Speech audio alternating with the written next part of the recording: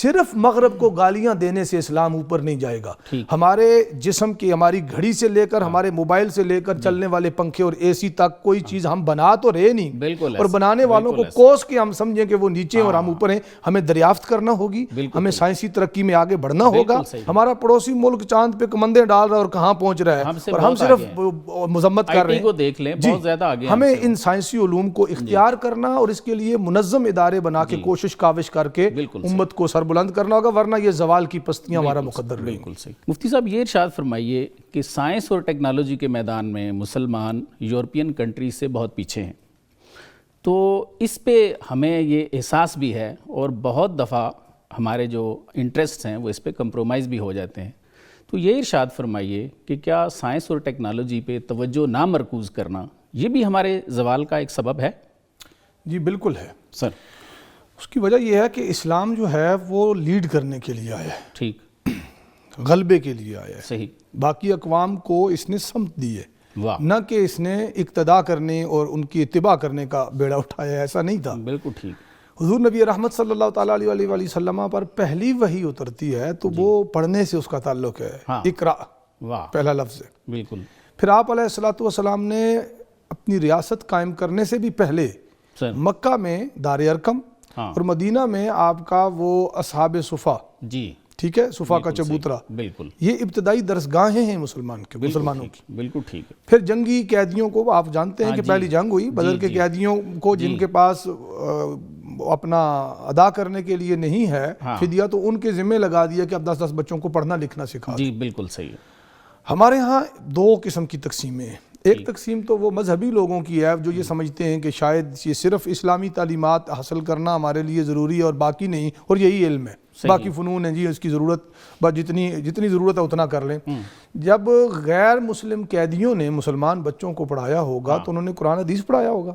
بالکل. انہوں نے مروجہ علوم پڑھائے، لکھنا پڑھنا سکھایا، جو کہ مطلب اس کا کوئی مذہب نہیں ہے، مذہب سے کوئی تعلق نہیں. ٹھیک ہے نا جی. دوسرا، پورے قرآن مجید کو آپ پڑھ کے دیکھ لیں، قرآن تفکر، تدبر اور تحقیق کی دعوت جا بجا دے رہا ہے. بالکل ٹھیک. اب ہم آ جاتے ہیں اسلامی تاریخ کی طرف. حضور نبی رحمت کے بعد یہ کام رکا نہیں. ٹھیک ہے. صحابہ کرام علیہم رضوان یعنی خلفائے راشدین، اور پھر اس کے بعد جو دوسرا طبقہ تیسرا آتا ہے ہمارے پاس تابعین اور اتباع تابعین کا، ان سارے عرصے میں کمال کا کام ہوا ہے علم و تحقیق کا. واہ.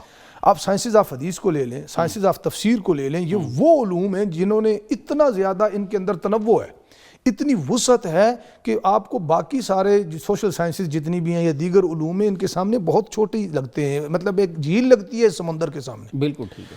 اب چونکہ ہمارے پروگرام کا وقت مختصر ہے اور اتنی تفصیل کا ٹائم نہیں کہ ہم اس کا کمپیریزن کر سکیں کہ ان علوم کی بنیادیں اور وسعتیں کہاں کہاں تک پہنچی ہیں اور بنیاد کہاں سے اٹھائی گئی.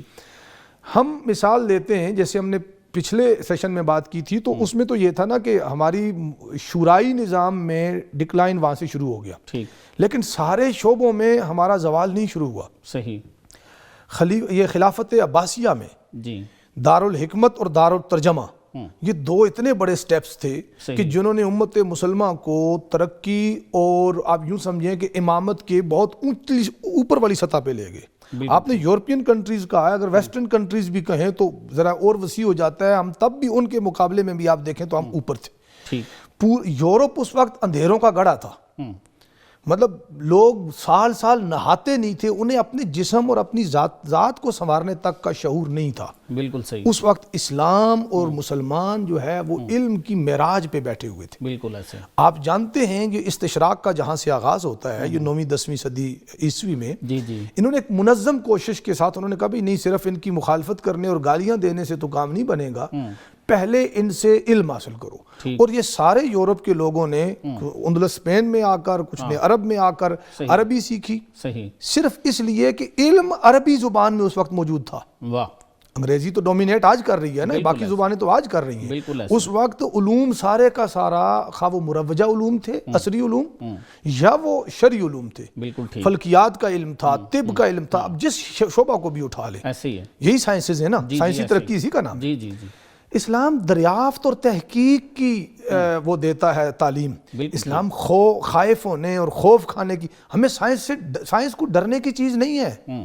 سائنس آگے بڑھ کر اسے کنٹرول کر کے تابع کرنے کا نام کی چیز ہے مسلمانوں کے لیے اور مسلم امہ کے لیے. صحیح. انہوں نے جناب آپ کے اسلامی ریاستوں کا رخ کیا.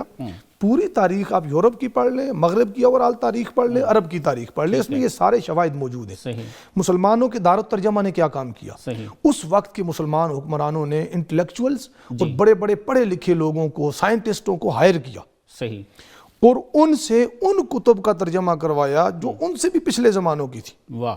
وہ ان علوم کا تعلق کہیں ارسطو سے تھا, صحیح. کہیں افلاطون سے تھا, پچھلے زمانے کے جو کچھ بھی میسر تھا اس کا بھی ترجمہ کروایا. بالکل ٹھیک ہے. اس کو اسلامک سائنسز کے ساتھ, اسلامک احکام کے ساتھ جہاں تک ممکن تھا ان کو ہم آہنگ کیا, اسلامی تعلیمات کے رنگ میں رنگا جی. اور مفید بنا کر آج کے معاشرے, چونکہ آپ جانتے ہیں کہ علوم کے اندر یہ تغیر و تبدل آتا رہتا ہے کہ آپ کے یعنی دور حاضر کے تقاضوں کے مطابق اسے بنانا پڑتا ہے. بالکل صحیح. ایک زمانے میں سر صرف خلیفہ ہارون الرشید کی ذاتی لائبریری کی جو کتابیں تھیں وہ 7,000 تھیں, اور پورے فرانس کے اندر جو کتابیں تھیں وہ 2,000 تھیں پورے ملک کے اندر. اب یہ ایک فرق تھا.